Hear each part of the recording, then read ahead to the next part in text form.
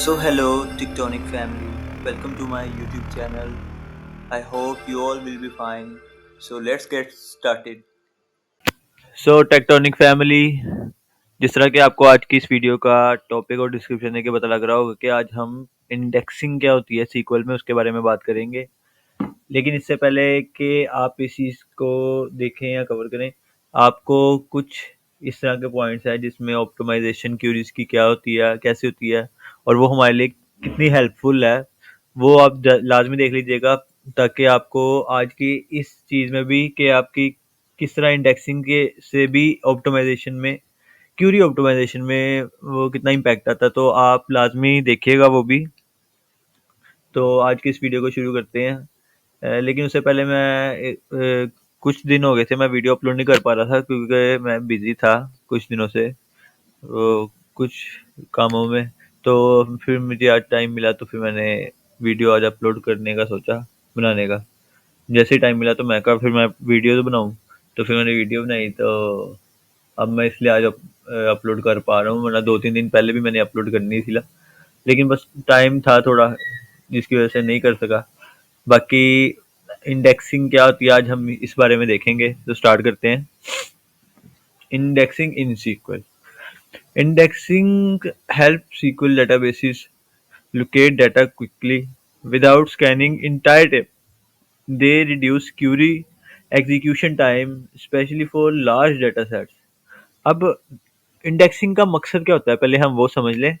Indexing हमें help out करती है डेटाबेस में डाटा को एलोकेट करने के लिए क्विकली, कि वो जल्दी से जल्दी किसी भी डाटा टेबल में जाके किसी भी डाटाबेस के, तो अब जो हम स्कैन मतलब ले गेट करना चाह रहे हैं डाटा, तो उसको क्विकली मतलब ज़्यादा जल्दी टाइम से एग्जीक्यूट करके रिटर्न में डाटा हमें देने में, जल्द से जल्द वो हमें रिटर्न को ही भेज दे वैल्यू। तो इंडेक्सिंग का मकसद क्या है? Indexing are data structure that improve the speed of data retrieval. अब हम इंडेक्सिंग किसी भी कॉलम पे लगाते हैं, किसी भी टेबल पे, तो उसकी वजह से अगर हम उसको यूज करते डाटा रिट्रीव कर रहे हैं ना, तो हमारी जो नॉर्मल वो रिट्रीवल होगा ना स्पीड का डाटा की, वो बहुत ज़्यादा होगा as compared to other columns. अगर हम किसी और कॉलम के ऊपर विदाउट इंडेक्सिंग नहीं लगी हुई डाटा रिट्रीव करना चाह रहे हैं, तो उन दोनों के आप कंपैरिजन करके देखेंगे तो आपको पता लगेगा कि दोनों में डिफरेंस है टाइम का। सही है। फिर इसके बाद बेनिफिट्स इसके क्या है और ये हमें इम्प्लीमेंट क्यों करनी चाहिए, इसका फ़ायदा क्या है।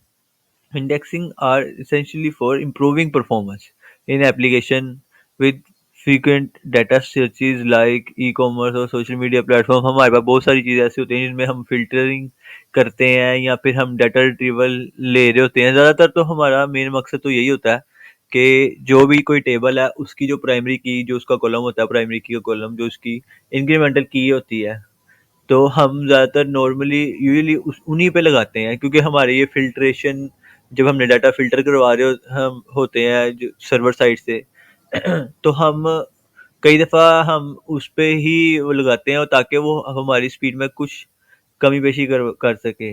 बाकी ये डिपेंड करता है आपकी एप्लीकेशन पे, आप किस तरह से डाटा सॉर्ट करवा रहे हैं, फ़िल्टर करवा रहे हैं, तो ये सॉर्टिंग, फ़िल्टरिंग इन चीज़ों में भी बहुत ज़्यादा इम्प्लीमेंट करता है। फिर इसके बाद पॉइंट्स आ जाते हैं कि ये किस चीज़ में बेनिफिट है हमारे लिए इसको यूज़ करते। Faster data retrieval, optimise query performance. अब ये देखें, ऑप्टिमाइज क्यूरी परफॉर्मेंस की बात आ गई, तो इसलिए मैंने कहा था कि आप पिछली जो मेरी वीडियो थी सीक्वल में हम ऑप्टिमाइज कैसे कर सकते हैं क्यूरीज को, आप वो चीज़ देखें, उसमें भी कहीं ना कहीं इंडेक्सिंग का रोल है। तो आप वहाँ पे बेसिक सी चीज़ देखेंगे, लेकिन ये आपको डिटेल फिर समझ लगेगी। फिर इसके बाद आता है enhance user experience in applications, reduces CPU and memory usage during queries. जब आपकी क्यूरी एग्जीक्यूट हो रही होती है तो आपके सीपीयू और मेमोरीज पे अच्छा खासा इम्पैक्ट आता है। लेकिन अब ये डिपेंड करता है कि आप किस तरह से उसको ऑप्टिमाइज कर रहे हैं, अपनी क्यूरीज को उनमें इंडेक्सिंग का यूज़ कर रहे हैं, कैसे कर रहे हैं, ये सारी चीज़ें तो ये बहुत ज़्यादा इम्पैक्ट डालती हैं। फिर इसके बाद बात आती है टाइप्स की। Types of indexes in SQL. अब टाइप्स कौन कौन सी हो सकती हैं जो हम नॉर्मली यूज़ करते हैं, ये कर सकते हैं। क्लस्टर्ड होती है, नॉन क्लस्टर्ड होती है, यूनिक होती है, फुल टेक्स्ट होती हैं। बहुत इसके अलावा भी इसके आगे सब पार्ट्स भी हैं, सब टाइप्स भी हैं, लेकिन जो हमारी मेजॉरिटी है ना हम नॉर्मली यूज़ करते हैं जिनसे हमारी चीज़ों में काफ़ी इम्पैक्ट आ सकता है। तो ये उसके लिए है। अब पहले की भी बात करते हैं क्लस्टर्ड की। Sort and store data rows in the table, only one per table। अब देखें, अब मैंने अभी आपसे कहा था कि अगर हमने सॉर्टिंग करवानी होती है अपने डाटा की या फिल्टरिंग करवानी होती है तो हम इंडेक्सिंग का यूज़ करते हैं, लेकिन किसी स्पेसिफिक ही कॉलम पे। अब वो कॉलम कौन सा हो सकता है, ये आपके एप्लीकेशन पे डिपेंड करता है कि आप किस लिहाज से वो करवाना चाह रहे हो काम उससे। लेकिन नॉर्मली हम जो भी लोग अगर यूज़ करते हैं तो हम उसकी प्राइमरी की जो हमने बनाई होती है, मतलब जो इंक्रीमेंटल उसका कॉलम होता है, हम उसी के ऊपर लगाते हैं सॉर्ट करवाने के लिए। हो सकता है, ज़रूरी नहीं है कि हम उसी पे करवाएँ। कई दफ़ा ऐसे होता है कि हमने डाटा सॉर्ट करवा के जो क्रिएट बाय हम जैसे फॉर एग्ज़ाम्पल किसी टेबल में रखते हैं कि जो क्रिएट बाय में हम आईडी लिखवा देते हैं ना एग्ज़ाम्पल के तौर पे, तो हम कौन-सा क्रिएट बाय सबसे लास्ट में हुआ असेंडिंग या डिसेंडिंग सॉर्ट के लिहाज से, हम उसको फिर ऊपर लेके आते हैं। तो उसपे हम क्लस्टर्ड वो कितनी जल्दी सॉर्ट करके लेके आता है तो उसमें इम्पैक्ट डालता है इंडेक्सिंग। और ये किसी एक टेबल में सिंगली रखती है, एक से ज़्यादा नहीं लग सकती। फिर बात करते हैं नॉन क्लस्टर्ड की।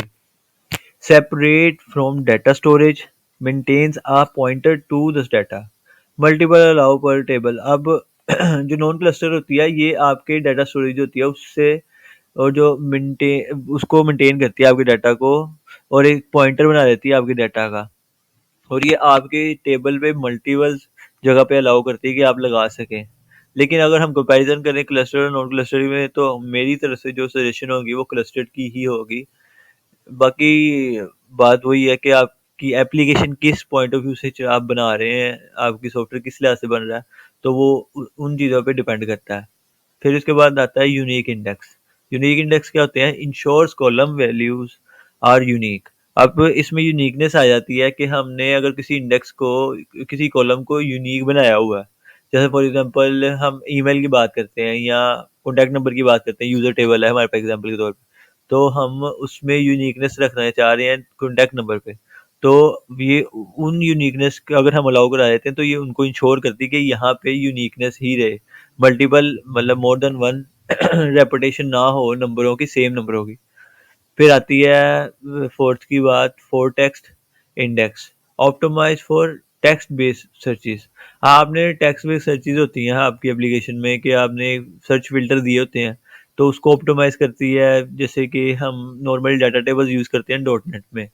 अगर हम एमवीसी या वेब एपीआई का प्रोजेक्ट यूज़ कर रहे हैं एचटीएमएल सीएसएस के साथ, उसमें एजेक्स का भी रोल अगर हम डाल रहे हैं, तो हम डाटा टेबल्स का यूज़ करते हैं। तो उनमें हम जो नॉर्मल डाटा टेबल जो हमें एजेक्स देता है, तो हम वो भी इसमें इम्प्लीमेंट कर सकते हैं। तो उसमें जो सर्चेज आती हैं ऊपर एक ब्लॉक आ रहा था कि इसको हम सर्च कर सकते हैं, तो वो ऑल ओवर कॉलम्स जो भी हमारे नज़र आ रहे होते हैं उधर, वो उनमें से डाटा को टेक्स्ट की बेस पे भी सर्च करता है, नंबर की वजह से भी सर्च करता है।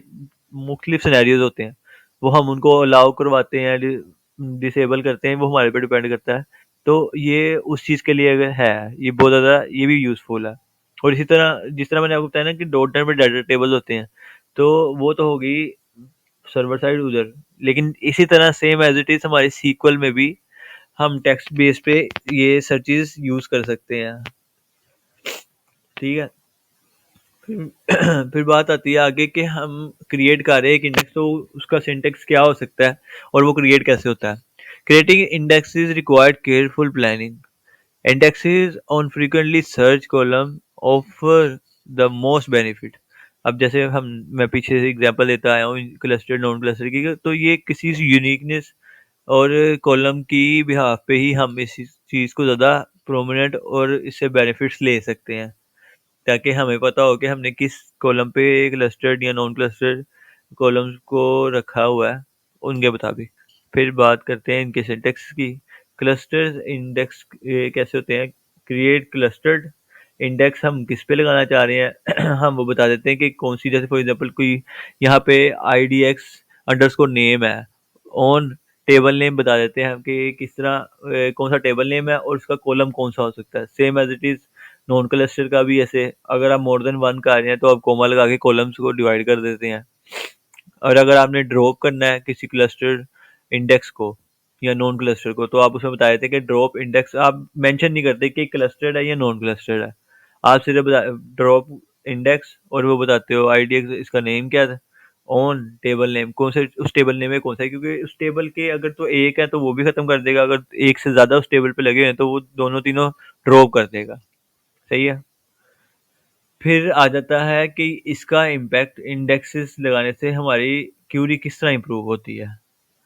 ये बहुत बड़ी इंडेक्सिंग के लिहाज से सबसे मेन पॉइंट हमारा ये है आज की इस वीडियो का। Query with index scan smaller data segments. अब वो जो हमारी क्यूरी है, अगर किसी भी इंडेक्सिंग हमने लगाई हुई है तो ये उनको ना छोटे छोटे स्मॉल सेगमेंट्स में डिवाइड कर देता है, और फिर उसके डिवाइड करके उसको गैदर करता है डाटा को, और फिर हमें रिटर्न में चीजें देता है। अब इसके अगेंस्ट क्यूरी विदाउट इंडेक्सिंग में क्या होता है, perform a full table scan. अब इन दोनों में चीजों में फर्क आप देखें, ये एग्जांपल है जैसे हमारे पास सिलेक्ट तारीख from employees where last name is equal to Smith. अब आपने फॉर एग्जांपल लास्ट नेम के ऊपर इंडेक्सिंग लगाई हुई है, तो उसने सिर्फ उस चीज को जाके मेंशन करना है, और स्मिथ जो नाम होगा सिर्फ उसको छोटे छोटे पार्ट्स में डिवाइड करके जल्दी से डाटा गेट करना है। स्पेसिफिक अगर आपने लास्ट नेम के ऊपर इंडेक्सिंग ऑन की हुई है, मतलब उस पर इम्प्लीमेंट की हुई है, लेकिन अगर आपने नहीं की हुई ना तो वो पहले विदाउट इंडेक्सिंग की बात कर रहा हूँ अब। तो उसने एम्प्लॉय टेबल में से सारे लास्ट नेम जाके चेक करने थे, बारी बारी बारी बारी चेक करेगा। उसने इसको डिवाइड कर दिया इंडेक्सिंग में, ये हो गया कि उसने स्मॉल डाटा के चंक्स में डिवाइड किया और उसमें से स्मिथ उठा लिए। ये बैकएंड साइड पे ये चीज एग्जीक्यूट हो रही होती है। लेकिन जहां पे बात करें कि क्यूरी में विदाउट इंडेक्सिंग आ गई है, तो उसके अंदर ये चीज होगी कि उसने टेबल नेम एम्प्लॉय के टेबल में गया, लास्ट नेम वाले कॉलम को सारे को गेट किया, चेक किया, फिर उसने रिटर्न किया। मतलब उसको डिवाइड नहीं किया, तो ये हमारी परफॉर्मेंस के अंदर अच्छा खासा इम्पैक्ट डालता है। With an index on last name, the database can directly locate Smith. अभी देखिए मैंने अभी जो आपको एग्जांपल डिटेल में समझाई है, ये वो चीज बता रहा है। Instead of scanning all rows saves time, saving time. अब वही बात है, उसने डायरेक्ट जाके देखा स्मिथ ये है, इसको उठा लिया। यहाँ पे जाके फॉर एग्जांपल 10th रो पे भी स्मिथ पड़ा हुआ है, उसको भी उठा लिया। उसने नाम के बेस पे उठा लिया। लेकिन जब आपने कहा ना कि वो विदाउट इंडेक्सिंग, आपने सारे रोज उसका डाटा देखा, उसमें से स्मिथ कौन कौन से, स्मिथ कौन कौन से, सारे बारी बारी बारी बारी इकट्ठा करी गया वो सार। लेकिन उसने सारा डाटा एग्जीक्यूट किया आपके टेबल का। ये इन चीज़ों में फ़र्क है। तो इंडेक्सिंग हमारे लिए बहुत ज़्यादा इम्प्रूवमेंट के लिहाज से बहुत ज़्यादा बेनिफिशियल साबित हो सकती है। तो इसके बाद देखते हैं इसकी बेस्ट प्रैक्टिस क्या हो सकती है। Best practice for using indexing, use indexing on column frequently use in where join और ऑर्डर बाय। आप अगर आप फॉर एग्जांपल आपकी कोई आप क्यूरी बना रहे हैं, आपने कोई क्लोज यूज करना है, तो आप स्पेसिफाई करें अपने आप को। अगर आप बेस्ट प्रैक्टिस चाहते हैं तो आप सिर्फ उन चीज़ों के लिहाज से जॉइंस या ऑर्डर बाय या वेयर क्लोज उन पे लगाएं जिनके ऊपर आपने इंडेक्सिंग इम्प्लीमेंट की हुई है, ताकि उस पे जो परफॉर्मेंस का इम्पैक्ट हो वो बहुत अच्छा हो। ठीक है। फिर अगला आता है point, avoid indexing every column. मतलब कि आप हर कॉलम के ऊपर इंडेक्सिंग इम्प्लीमेंट करने से गुरेज करें, उस ना लगाएं, क्योंकि यूनिकनेस रहती है ना किसी भी चीज़ की, तो वो इम्पैक्ट अच्छा डालती है। आपको भी पता होता है। अब ये तो नहीं कर सकते ना कि 10 कॉलम्स है आपके टेबल में, उसमें से आपने 9 पे लगा दिया, तो लेकिन उस चीज़ का कोई रद्देमल नहीं बनता। तो आप किसी एक यूनिक चीज़ पे रखें जिसको आपको पता है कि आपका नॉर्मली उसमें यूज़ होना ही होना है आपके एप्लीकेशन में, तो आप स्पेसिफाई कर दें कि आपने उस पे इंडेक्सिंग लगानी है। हो सकता है, ज़रूरी नहीं है कि सिर्फ एक पे लगाएं, नॉन क्लस्टर्ड भी हो सकती है, 2 पे भी लगा सकते हैं, 3 पे भी लगा सकते हैं, लेकिन अवॉइड करें एक से मतलब ज़्यादा ज़्यादा लगाने पे, क्योंकि ये फिर आपकी दूसरी चीज़ों पे, दूसरे अगर एक ही क्यूरी, एक ही टेबल में आपकी 3-4 क्यूरी से आप चीज़ें गेट कर रहे हो, तो वो उनको ऊपर नीचे करके इम्पैक्ट डाल सकती है स्पीड में। फिर अगला पॉइंट है हमारे पास, monitor index usage and remove unused one. अब ये मॉनिटर करता है इंडेक्सिंग का कि क्या किस लिहाज से यूसेज है, और फिर जो अनयूज होते हैं उनको वन बाय वन रिमूव कर देता है खुद ही। ये मॉनिटर करता है खुद। ये सीक्वल वैसे करता है, लेकिन कई जगहों पे आके ये इम्पैक्ट इस पर नहीं डालता। तो इन चीज़ों को देखने के लिए हमें खुद मॉनिटर करना पड़ेगा या करना चाहिए, कि ताकि हमारी इसकी परफॉर्मेंस पे कोई अमल दखल ना हो और ना ज़्यादा बर्डन पड़े हमारी डीबी के ऊपर। फिर इसके बाद आता है regularly update statics for better query optimisation. आप आपकी बेस्ट प्रैक्टिस यही होनी चाहिए कि आप डेली बेसिस पे या फिर थोड़े से बाद अपनी चीज़ों को ना, अपने स्टैट्स को बेटर करने के लिए कि आपकी क्यूरी ज़्यादा से ज़्यादा ऑप्टिमाइज हो सके, उस पर काम किया करें। ये अगर आप एज अ डीबीए अपने अपने आप को लेके आगे चलना चाह रहे हैं तो आपके लिए तो ये बहुत ज़्यादा बेनिफिशियल है, क्योंकि आपका सारा इंटरेक्शन ही डेटाबेस साइड पे रहेगा। तो लेकिन अगर आप as a full stack developer हैं तो आपको सारी चीज़ें देखनी पड़ती हैं। तो लेकिन उन चीज़ों के लिहाज से ये आपकी अपनी पर्सनल बेस्ट प्रैक्टिस ये हो सकती है कि आप अपनी क्यूरीज को बेस्ट परफॉर्मेंस किस तरह आप ऑप्टिमाइज कर सकते हैं, तो उन पे रेगुलरली अपडेट किया करें खुद को, और उसके मुताबिक अपनी क्यूरीज को। Indexes improve performance but come with overhead for update and insert. Balance is key to avoiding performance degrading. अब मेन हमारा मुद्दा क्या है आज का, कि इंडेक्सिंग से जब आपने डाटा गेट करना होता है, रिट्रीवल जो है वो, उसमें आपकी परफॉर्मेंस बहुत अच्छी होती है अगर आप किसी पे इंडेक्सिंग लगाते हो, किसी कॉलम पे, किसी की टेबल के। लेकिन इसके वो डाउनफॉल की तरफ भी अगर बात करें तो कुछ पॉइंट्स ऐसे, कुछ जगह ऐसी होती हैं कि जहाँ पे हमारी चीज़ें इम्पैक्ट नहीं करती, ज़्यादा बेहतर नहीं होती। और अगर दूसरी तरफ बात किया जाए तो ये इंसर्शन, अपडेशन और डिलीशन की तरफ, ये चीज़ हमारी परफॉर्मेंस के ऊपर कोई भी वो इम्पैक्ट नहीं करती। इसका जो है ना, ये क्योंकि इंडेक्सिंग का मकसद होता है डाटा रिट्रीवल के ऊपर इम्पैक्ट डालना। इंसर्शन अपडेशन के ऊपर इसका कोई रद्द-ए-अमल नहीं होता वैसा। तो बाकी अगर आपकी जो क्यूरीज अगर आप बनाते हैं डाटा रिट्रीव करने के अगेंस्ट, तो उन चीज़ों पे आप इंडेक्सिंग लगाएं, वो आपके लिए बहुत ज़्यादा बेनिफिशियल साबित हो सकती है। उम्मीद करता हूँ कि आज की इस वीडियो पे इंडेक्सिंग सीक्वल के अंदर रहते हुए आप कैसे कर सकते हैं, आप लोगों को समझ लगी होगी। इंशाल्लाह आज अगली वीडियो में फिर इससे भी कोई बेहतर टॉपिक पे बात करेंगे। और मैं उम्मीद करता हूँ कि आप लोगों को सीक्वल साइट की जो हमारी प्लेलिस्ट चल रही है उसमें आपको चीज़ें समझ लग रही होंगी। अगर नहीं भी लग रही होंगी तो कोई बात नहीं, आप पूछ सकते हैं जब मर्जी, जैसे मर्जी, कमेंट्स में भी, या जहाँ पे आपका दिल करे। तो इंशाल्लाह फिर मिलते हैं नेक्स्ट वीडियो में एक नए टॉपिक के साथ। तो तब तक के लिए अल्लाह हाफिज़। So don't forget to like, subscribe, and share. Thank you.